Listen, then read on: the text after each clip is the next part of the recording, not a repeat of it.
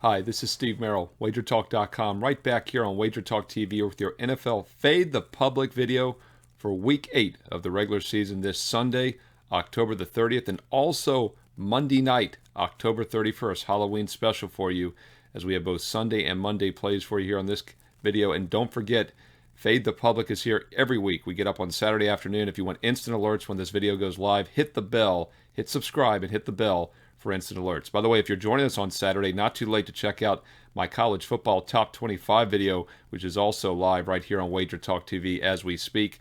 Don't forget, hit subscribe, hit the bell for instant alerts each and every week. Give this video a thumbs up too if you find it useful, and leave me comments below. Let me know what you're wearing for Halloween this Monday night. Hey, we'll get to the Monday night football game in just a moment, but we have a huge card of public action this Sunday. You know, last week was the first week of the NFL season which the public did better than 500. That's right. The first time in 7 weeks that they finished above 500 was last week.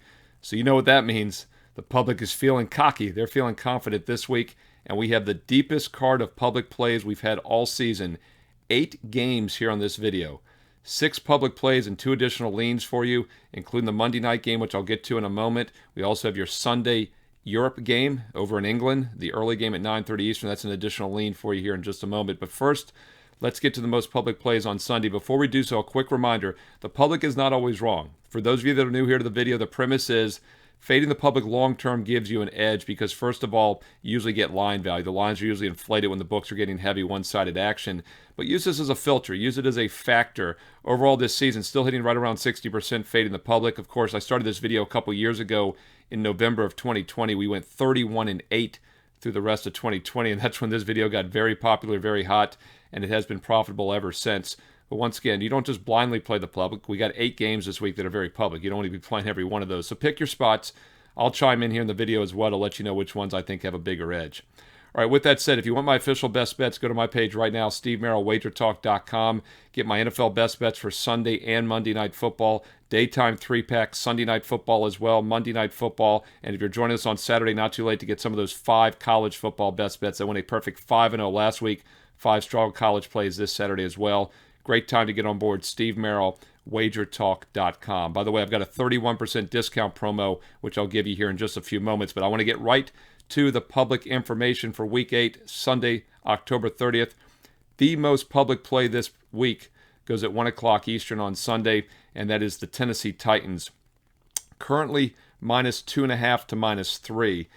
Now, this is an example of where the public might give you some line value to fade them. This line was 2 earlier in the week. It's now 2.5 to 3 as we head into the weekend.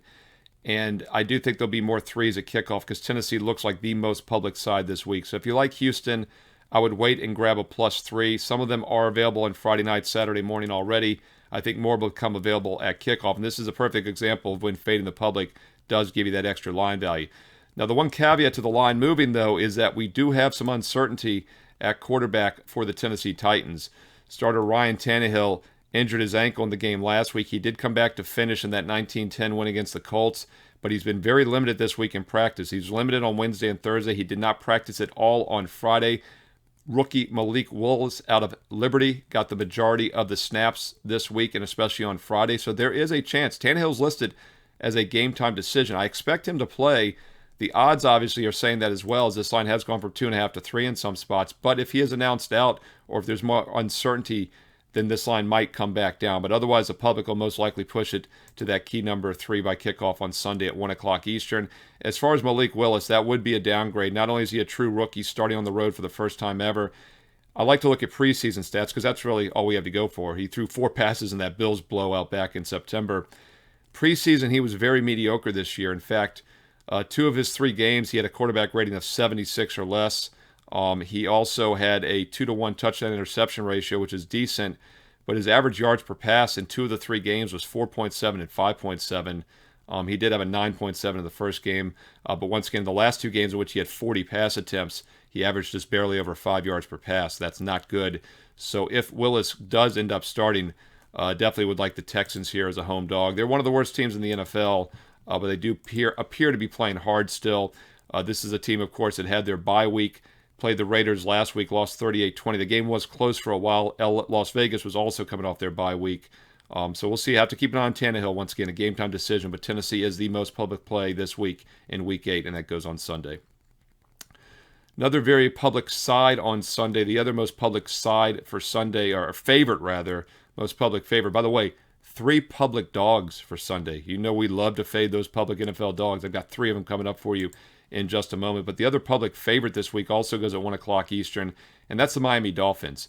And I don't think it's necessarily the public backing Miami. I think it's more so that they're fading Detroit because the Dolphins have not covered for 4 straight games now. After 3 straight covers to start the season, they're 1-3, 0-4 against the spread as they failed to cover Sunday Night Football in that lackluster 16-10 win over Pittsburgh. In fact, they had a 3-0 turnover edge, and Pittsburgh dropped several interception opportunities. Otherwise, Miami might have lost that game outright, even though they did outgain the Steelers in total yards.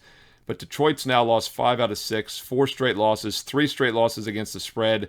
They scored a total of just 6 points their last 2 games after putting up 35 points or more in 3 of their first 4 games. They should get back on track, though, offensively against a Miami defense that has been below average this season.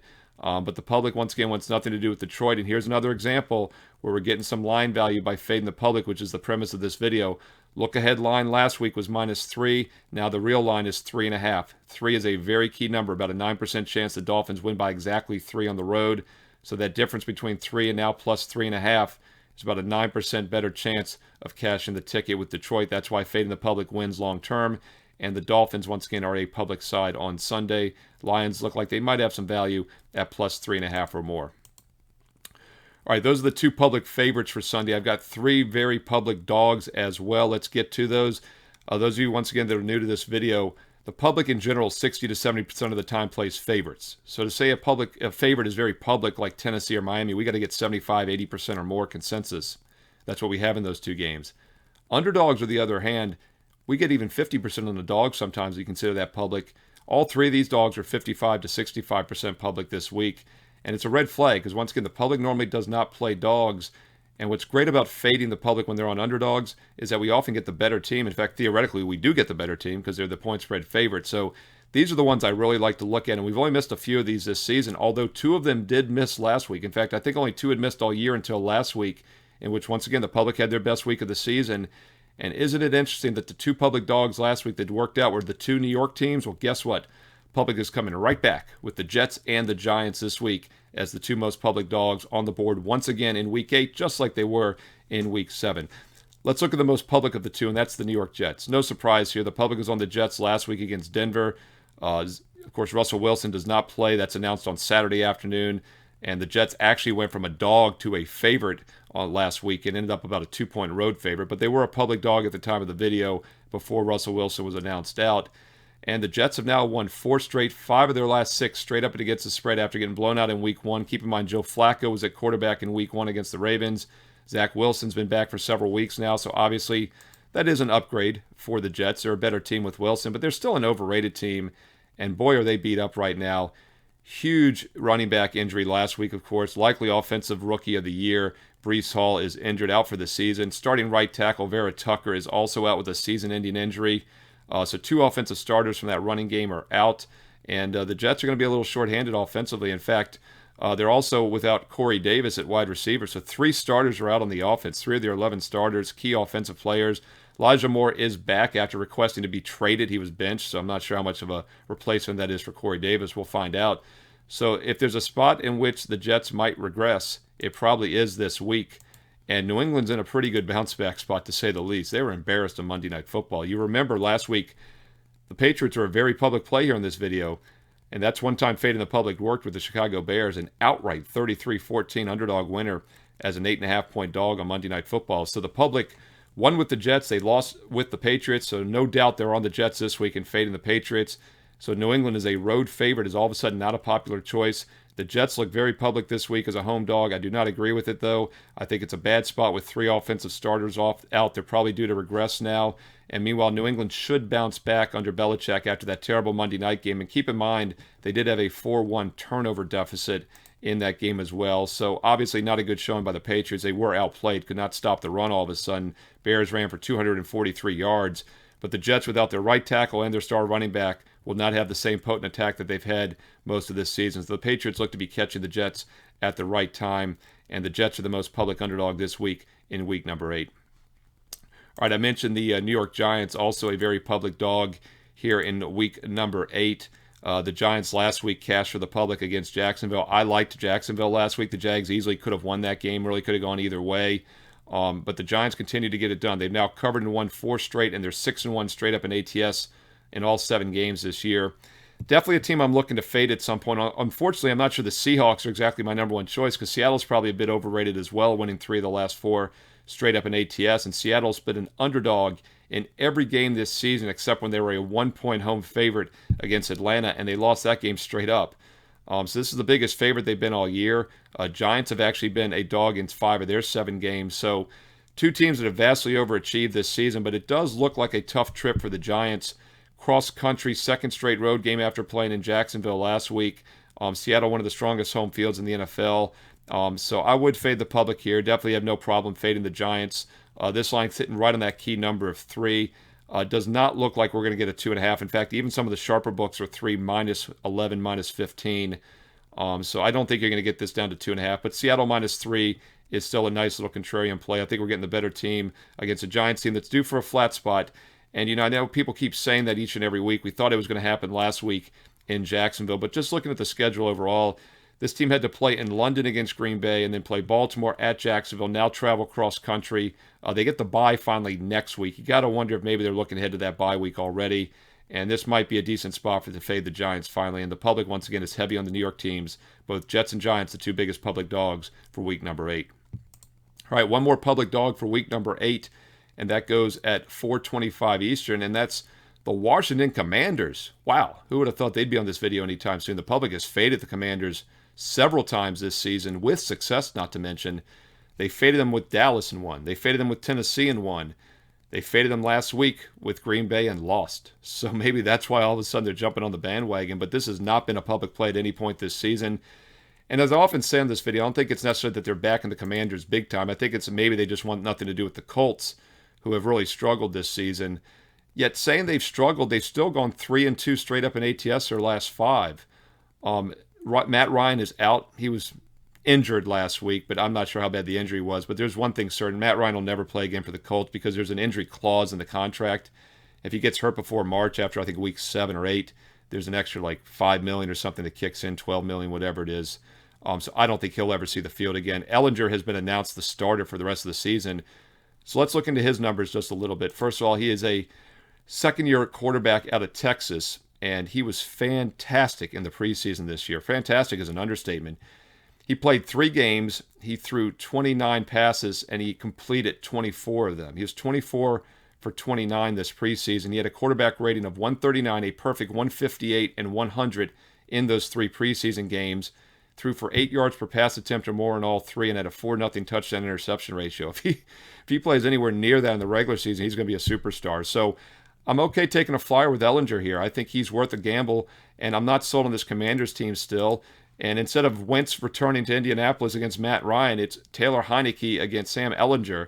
Heineke is very serviceable. He's been the starter for the majority of the last couple seasons for the Commanders. He's back in the starting role now with Wentz injured. So I think it's kind of a wash. I like the fact that the young quarterback Ellinger is at home for this game. And I actually used this game earlier this week on WagerTalk today on Wednesday. You can go back and watch that full analysis here on WagerTalk TV. Colts are currently -3 as we head into the weekend in most markets, but there are some 2.5s out there. And once again, Washington Commanders are a public side here. So I would wait and try to get a 2.5 on the Colts as more of them might start to show near kickoff. We already see a few of them popping. This line is 3 even, -105, or -2.5, -115, -120. I would rate, try to find a 2.5 on the Colts, as I think more of them might show by kickoff. It's a late afternoon game also, something to keep an eye on. But the public, all of a sudden, back in the Commanders for the first time this season on Sunday. All right, those are the 5 public plays for Sunday NFL football. There are 2 more additional leans I'm going to give you, plus the Monday night game is very public this week. 4 straight weeks fading the public on Monday Night Football as cash. We'll see if it's a perfect 5 in a row with that Cleveland-Cincinnati game in just a moment. 2 additional leans for Sunday, including the early London game between the Broncos and Jags here in just a moment. But first, I want to remind you, my official best bets, the games I am personally using each and every day, are the same games my clients get. I've won consistently for 26 years. I started in 1996. I've been doing this for over a quarter century, for more than half my life. Full-time professional handicapper. So you better believe I take it serious, and you better believe I win long term. Now is a great time to try out one of my all-access packages because we have a Halloween special. Get your mask out. Boo! That's right, Boo31. That's the code. You can only use it once. So choose wisely. You can get 31% off any all-access package this weekend on my page, Steve Merril, WagerTalk.com. If you want to try it a small 1 day, 1 week, 1 month, that's fine. But if you wanted the multiple month or the full year, now is the time to do it because it's a 31% discount. That's a third off back into your pocket, back into your bankroll instantly with promo code BOO31, BOO31. Boo31 gets it done. Steve Merril, WagerTalk.com. 3 strong daytime NFL best bets, Sunday Night Football and Monday Night Football. And if you're joining us on Saturday, not too late to get some of those 5 college best bets for this Saturday. A perfect 5-0 sweep last Saturday in NCAA football. NBA off to a great start as well. And don't forget about the World Series and college basketball, my favorite moneymaker of all, right around the corner in less than a month. Great time to check out an all sports, all access package and use Boo31 for an instant 31% discount when you make that purchase this weekend. Steve Merril, WagerTalk.com. Get there quicker with promo code or shortcut code WT.buzz/SM. All right, I gave you the 5 most public sides for Sunday. There are 2 games that were just a bit outside from making the cut. Got the Phillies hat in the background here. Let me know who you're rooting for in the World Series. I'm neutral. Hard to root for Houston, though, so I'm kind of pulling for the Phillies by default. Let me know your thoughts on the World Series, by the way. I didn't get to do a baseball video this week, but I used just a bit outside in the baseball videos, as you know. And these 2 games weren't quite as public as the others, but still I'd call them public leans. And one of them happens to be the early game on Sunday morning at 9:30 a.m. Eastern over in London in Wembley Stadium. Jacksonville Jaguars getting some public love. Mentioned earlier that they faded Jacksonville last week and took the Giants, and they faded the Broncos and took the Jets. So it's not like either one of these teams are public. But I think in a battle of 2 teams the public wants nothing to do with, they'd rather be on Jacksonville. And that's obvious because the Jags are a bit of a public lean this week. Russell Wilson expected to be back at quarterback, though, for Denver. Brett Rippon did not play well last week, and the offense has just not been good in general. I mean, there's no way to candy coat it. The Denver Broncos have one of the best defenses in the NFL on the season. They're giving up just 4.8 yards per play, just 16 points a game, and they're still 2-5 straight up in ATS. That's because the offense is averaging just 14 points a game. At some point, they have to start covering. These are actually 2 play-on teams for me. I liked them both last week. And Jacksonville, as I mentioned, could have easily won that game against the Giants. I think the Jags are also better than their overall record indicates. They're also 2-5 straight up in ATS. So 2 teams are 2-5 straight up and against the spread. Something has to give. Public is back in Jacksonville. I'm staying off this game. These are 2 teams I'll be looking to play on in the near future, though. It's just unfortunate that they're matched up against each other overseas, but the public is leaning towards Jacksonville. That's the early game at 9:30 a.m. Eastern on Sunday. One other additional lean for Sunday is the Las Vegas Raiders, and that game is at 1 o'clock Eastern in New Orleans on Sunday. Raiders just 2-4 in the season. They are 3-3 ATS. They got back on track last week against the Texans. They've actually covered 3 straight after starting 0-3 straight up in ATS. They've gone 2-1 straight up, perfect 3-0 against the spread. So you have made some money back in the Raiders the past few weeks, and the public is on them this week. And once again, I think it's also the public fading the Saints, who are 1-5 straight up their last 5-6 games, and they're just 2-5 ATS in all 7 games this season. New Orleans, though, kind of like Jacksonville and Denver, I do think could be a play-on team at some point this season. If you look at their statistical makeup, they're not bad. They're outgaining their opponents 6.3 to 5.8. The Raiders, meanwhile, in this season, outgaining their opponents 6.2 to 5.9. So pretty equal yard per play numbers here. Saints have played actually a slightly tougher schedule. Andy Dalton will be the starter again this week, not Jameis Winston. I like that. Dalton's actually played pretty well if you look at his yards per pass numbers and his overall rating. I know last Thursday he threw back-to-back pick sixes late in the second quarter, but one of them hit the receiver right in the hands. So Dalton has not played that bad, and I do think the Saints could be a play-on team at some point. Raiders really good offensively, but they're not good defensively. That's kind of the same thing with the Saints as well. This total would have been mid to high 50s probably a few weeks ago. Only 49.5. The look ahead, though, was 44. So it has been bumped quite a bit from last week, from 44 up to 49.5. But it does appear both offenses hold the edge. And once again, the public likes the Raiders minus the 1.5. All right, that's your 7 public plays and leans for this Sunday, October the 30th, the deepest public card of the year. Not a surprise. The public finally had a week above 500 last week, and they're coming back swinging big this week. Let's see how it turns out. Let me know what sides and totals you agree with or disagree with in the comments below. And let's look now at the Monday Night Football game. Monday Night Football, Halloween, October 31st. Get your mask on. Boo! Boo31 gets that 31% discount on any all-access package through Monday night. So the last chance to use it is Monday night. So if you haven't used it yet, take advantage of an instant 31% discount with Boo, BOO31, Boo31 promo code Steve Merril, WagerTalk.com. 4 straight weeks in a row, the public has done okay on Sunday, and then they've given it back on Monday night. Let's see if it's a 5th week in a row. The public has lost on Monday Night Football each of the last 4 weeks, including the Bears last week, or rather they're on the Patriots. They had the Patriots last week, and the Bears won outright. A few weeks earlier, they were on the Rams, and the 49ers smoked them. So the public has not done well on Monday Night Football here in recent weeks, and they're pretty heavy again this week on one side, and that is the Cincinnati Bengals. Now, as we head into the weekend, this line is 3 in some spots, 3.5 in others. That's the most key number in all of sports betting. About a 9 to 10% chance that Cincinnati's going to win this game by exactly 3 points. So if you like the Bengals, I'd go ahead and grab the -3. It's -3, -120 in most spots heading into the weekend. If you like Cleveland, I would wait and make sure you get a 3.5. There are some out there, and I think as we get through the weekend towards Monday night, there'll be even more 3.5s because, once again, Cincinnati is one of the more public sides in week number 8 in the NFL. Bengals, of course, started slow with that bad loss against Pittsburgh, but it was a misleading loss in week 1 as they had a 5-0 turnover deficit. Still should have won the game had they not missed an extra point. Missed a field goal also in overtime to hit the crossbar. Keep in mind that Cincinnati was without Joe Burrow all summer and in the preseason. He had surgery, and he really did not play well the first few weeks. They went under the first 5 games of the season, but they have gone over the last 2 games, and they've scored 30 and 35 points. There's 2 season highs the last 2 games. So it does appear Cincinnati's offense is starting to click. Cleveland is a team that's a lot better than their 2-5 straight-up record. Some really tough losses. They blew that 13-point lead with less than 2 minutes to go against the Jets. Otherwise, they start a perfect 3-0. They've gone just 1-5 straight up their last 6. 3-point loss against Atlanta, 2-point loss against the Chargers, bad game against New England, 3-point loss last week against Baltimore, a game which they could have won. You do have to worry about what Cleveland has left in the tank now at 2-5 straight up. They could easily be 5-2 and in the playoff hunt. With that said, you doubt they take this game off because not only is it Monday Night Football as a home dog, but it's also against a division rival and in-state rival Cincinnati. You know, if Cleveland's able to pull the upset or if they play hard, they do have the bye next week, and then they play at Miami, at Buffalo. So you would expect them to probably lay it on the line this week with the bye on deck. But there is some concern that Cleveland at some point just tosses the towel. But they're better than their 2-5 record.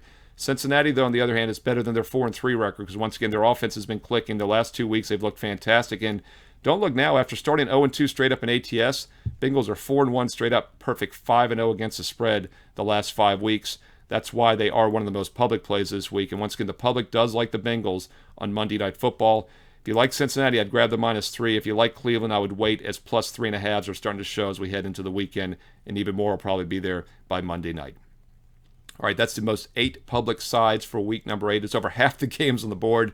It's the busiest and most in-depth video we've done this season, so I hope you enjoyed it. Thanks for always as watching. You know I love the support. I love the comments. Leave them below. I read each and every comment, and I reply back. Let me know your thoughts. Will you agree or disagree with the public this week? Let me know your best bets for the NFL, your 6-point teasers. I'd love to hear about those 6-point teasers. Hey, throw in some player props, too. Player props are always great. And let me know your Halloween costume for Monday night, October the 31st. Give me some sports-related themed costumes. My son's going to zombie baseball player. It's not bad. Let me know your best sports-related Halloween costumes. And don't forget, Boo31, got my mask. Boo31 gets it done. A 31 instant discount on any all-access package through Monday, through Halloween. Steve Merril, WagerTalk.com. I had 5 college football best bets for Saturday last week, won a perfect 5-0. I've got 5 more this week. So if you're joining us on Saturday, not too late to get some college football. If you're joining us on Sunday, get that daytime NFL 3-pack. Get Sunday Night Football. Get $9 Monday Night Football. All of that along with a bonus free play. Don't forget, I have a free college football and NFL plays up on Saturday and Sunday as well. They both cashed last weekend. 2-0 sweep last Saturday and Sunday on the free college and pro football plays. So don't forget, if you're building your bankroll, if you're a new viewer, those free plays at WagerTalk.com are a great way to get started and build your bankroll as well. And once again, promo code BOO31 is an instant 31% all-access discount. That's a great way to build your bankroll also. Thumbs up, subscribe, hit the bell, and comment below. And thanks for watching. Check in each and every day this week here on WagerTalk TV for more great free content. Enjoy the games. Best of luck this Sunday and Monday night. And I'll talk to you again soon right here on WagerTalk TV.